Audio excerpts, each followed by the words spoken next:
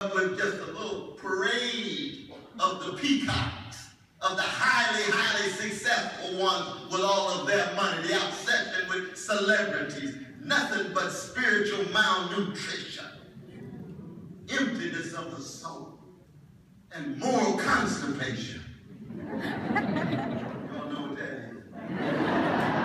You got a little sense of what's right and good, but it won't flow. It gets stuck.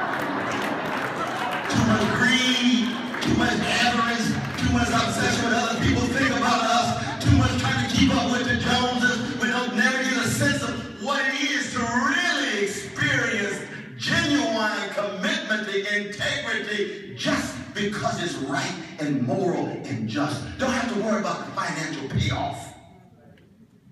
To have integrity in its deepest sense in the United States these days is to be profoundly countercultural. To cut so radically against the grain, people will look at you and say, what's your problem? You into that integrity stuff?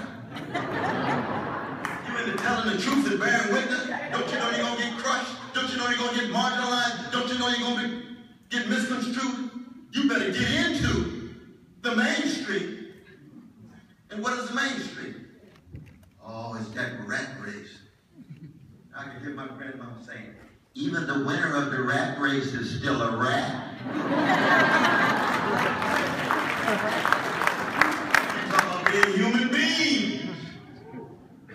What I love about the history of black people in the United States, you listen to the language of a Frederick Douglass. Listen to the music of a Louis Armstrong. Listen to the voice of Maureen Bessie Smith. Listen to some Luther Vandross and Donny Hathaway and Aretha and Gladys Knight and a little Erykah Badu.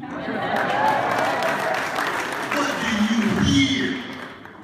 Do you hear a commitment to being human in the face of being terrorized and traumatized because they refuse to adjust themselves to a mainstream just to be narrowly successful? They want to be faithful to the best of those who came before.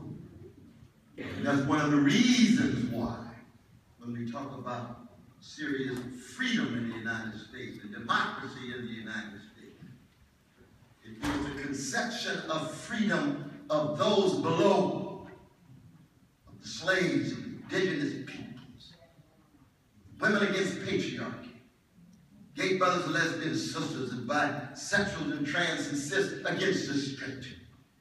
What is their conception of freedom? What is their conception of democracy? Can you imagine what American democracy would look like without the conception of democracy and freedom of enslaved peoples? It would look like what the U.S. Constitution looked like when it was written.